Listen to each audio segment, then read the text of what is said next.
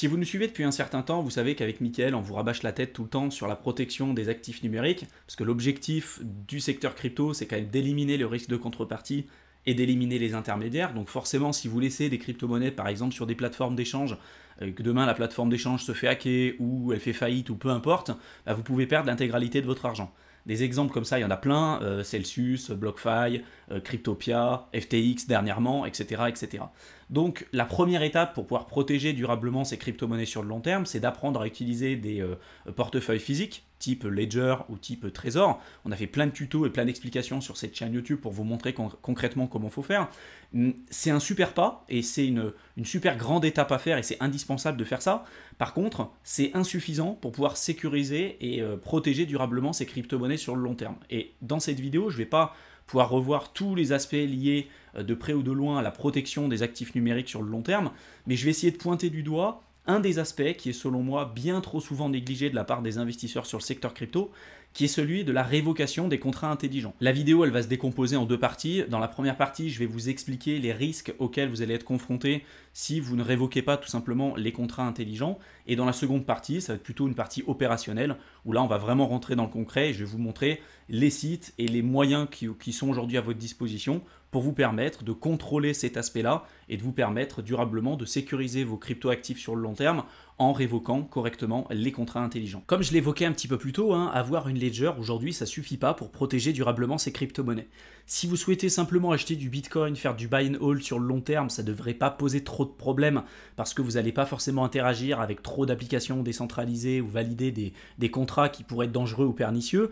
Mais si par contre, vous souhaitez aller un petit peu plus loin, vous souhaitez utiliser des NFT, faire de la finance décentralisée, utiliser des bridges, etc., aujourd'hui, c'est indispensable. Il faut avoir une approche qui est structurée, qui est éprouvée, et vous devez par exemple apprendre à utiliser plusieurs comptes, plusieurs adresses, apprendre à révoquer les contrats, etc.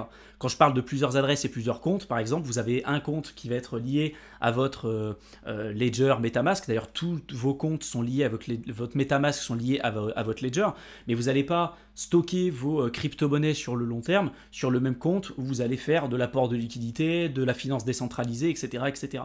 Parce que forcément, cette adresse-là, elle va être beaucoup plus exposée au risque parce que vous allez interagir avec tout un tas d'applications décentralisées et des contrats qui pourraient être pernicieux. Donc si vous avez tout stocké sur une même adresse, en fait la surface d'attaque elle est beaucoup plus concentrée et donc là ça peut mettre en péril l'intégralité de vos fonds. Donc il faut être très vigilant par rapport à ça et dans cette vidéo on va vraiment se focaliser sur la révocation des contrats parce que c'est souvent quelque chose qui est à mon goût trop souvent négligé de la part des débutants. Et pas forcément même que des débutants, il y a même des personnes confirmées qui ne le font pas régulièrement. Donc ce qu'il faut comprendre c'est que pour les contrats, si par exemple vous allez sur Uniswap, vous souhaitez échanger des DAI contre des USDC. Vous avez dans votre portefeuille MetaMask 10 000 DAI et vous souhaitez uniquement en échanger 1000 DAI contre 1000 USDC. Mais vous avez quand même 10 000 DAI sur votre portefeuille. Quand vous allez sur Uniswap, vous allez déposer, du coup, vous allez dire, voilà, moi je vais changer mes 1000 DAI contre mes 1000 USDC et vous allez devoir valider une première transaction. Cette première transaction, c'est une autorisation de contrat qui va demander à Uniswap, qui va vous demander même à vous, quel montant vous autorisez le contrat à utiliser pour échanger et effectuer tout simplement les swaps. Donc il y a beaucoup de personnes qui vont utiliser la fonction custom en disant moi je veux faire un échange de 1000 USDC ou de 1000 DAI contre 1000 USDC, donc je ne veux pas donner un accès à plus que 1000 DAI, en tout cas sur mon portefeuille, mais si vous ne faites pas ça, en fait par défaut, vous allez donner un accès illimité à vos fonds. Le problème de ça, c'est que si demain la plateforme se fait hacker et que vous avez donné un accès illimité à vos fonds, c'est une fonction qui peut être utilisée par le hacker ou par le scammer pour pouvoir récupérer l'argent que vous aviez autorisé, en tout cas le contrat, sur la plateforme au préalable. Il y a des personnes qui ont utilisé certaines plateformes décentralisées, qui avaient autorisé des contrats d'une valeur illimitée sur leurs fonds, et quand bien même ils utilisaient au départ une petite partie de leur portefeuille, si vous avez donné un accès illimité à vos fonds et que vous n'avez pas révoqué le contrat, si demain la plateforme se fait hacker, ils peuvent rappeler la fonction qui s'appelle la fonction callback et ils peuvent récupérer les fonds que vous avez sur votre ledger sans même que vous ayez à valider la transaction, puisque de toute façon au préalable vous avez déjà donné une autorisation. C'est pour ça que même si vous donnez un accès limité à vos fonds avec 1000 USDC ou 1000 DAI pour l'exemple que j'ai donné un petit peu plus tôt, ça peut poser des problèmes parce qu'aujourd'hui on n'est pas au bout de nos surprises et on peut trouver des nouvelles vulnérabilités. Et puis même si quelquefois vous pensez donner une autorisation qui va être limitée, il y a même quelquefois on peut, sans faire exprès, donner une autorisation qui est en réalité illimitée. Et ça, voilà, ça pose tout un tas de problèmes. Donc par défaut, de toute façon, quand on souhaite protéger correctement ces crypto-monnaies sur le long terme, il faut de toute façon révoquer les contrats à chaque fois, peu importe que vous soyez sur Ethereum, sur la Binance Smart Chain, sur Avax, peu importe l'écosystème que vous utilisez.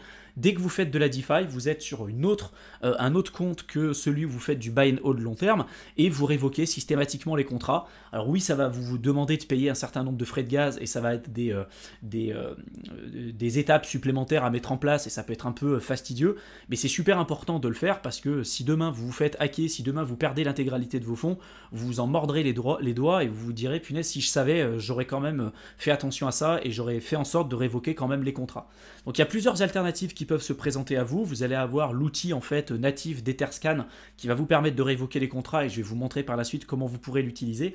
Et également la même chose, vous avez un autre site qui s'appelle Unrect qui va vous permettre de connecter votre portefeuille MetaMask et de pouvoir révoquer les contrats intelligents que vous avez sur tout un tas de blockchains différentes.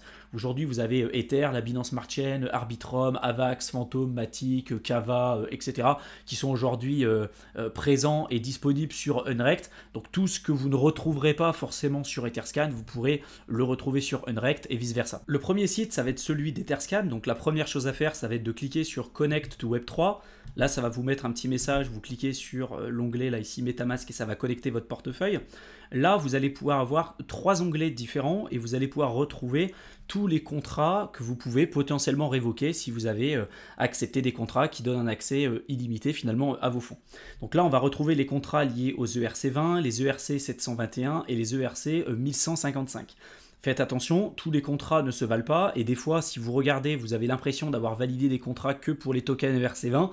Il est possible quelquefois que vous ayez validé, même sans vous en rendre compte, des contrats pour des tokens 721 ou 1155. Donc faites bien attention de regarder les deux. Là, en l'occurrence, vu que c'est une adresse test que j'ai choisie sur mon portefeuille MetaMask, c'est une adresse toute neuve, il n'y a rien dessus, donc j'ai aucun contrat finalement à révoquer. Mais si jamais il y en avait un, en fait, vous verriez ici tous les contrats que vous pourriez potentiellement révoquer et juste ici vous auriez un petit bouton qui vous permettra en fait de révoquer le contrat. Vous allez cliquer dessus, ça va vous ouvrir une fenêtre MetaMask avec des frais de gaz à valider, etc. Vous allez valider du coup la transaction.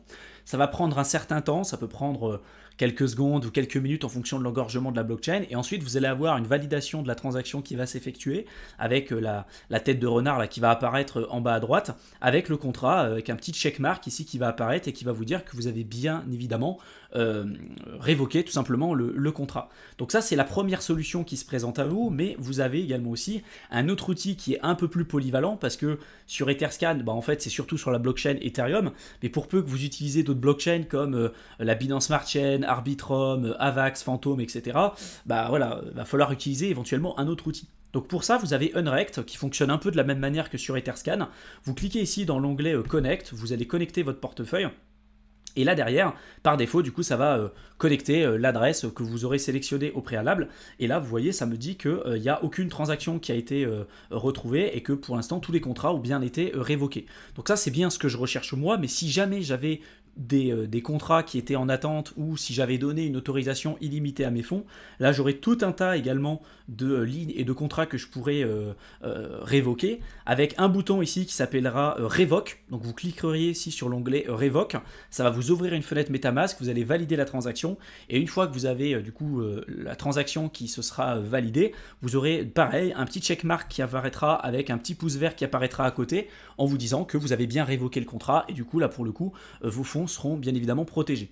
Moi, ce que je vous invite à faire, c'est à chaque fois que vous révoquez des contrats, en tout cas à chaque fois que vous faites de la finance décentralisée, avant de vous déconnecter et d'éteindre votre ordinateur, vous allez sur ces sites, vous révoquez tous les contrats, et à la fin, vous pouvez fermer votre ordinateur. Mais faites-le vraiment systématiquement pour que ça devienne un automatisme et que vous ne preniez pas au départ des mauvaises habitudes et que vous oubliez à un moment donné de révoquer un contrat parce que ça pourra mettre en péril vos crypto-monnaies. J'espère en tout cas que cette vidéo vous aura plu, qu'elle vous aura intéressé, qu'elle vous aura été utile. J'en profite aussi pour vous dire que j'ai sorti dernièrement une nouvelle chaîne YouTube qui s'appelle Éternel Étudiant dans laquelle je partage des informations sur tout ce qui touche de près ou de loin les concepts d'indépendance et de liberté financière. Donc je parle d'entrepreneuriat, investissement, finances personnelles, etc.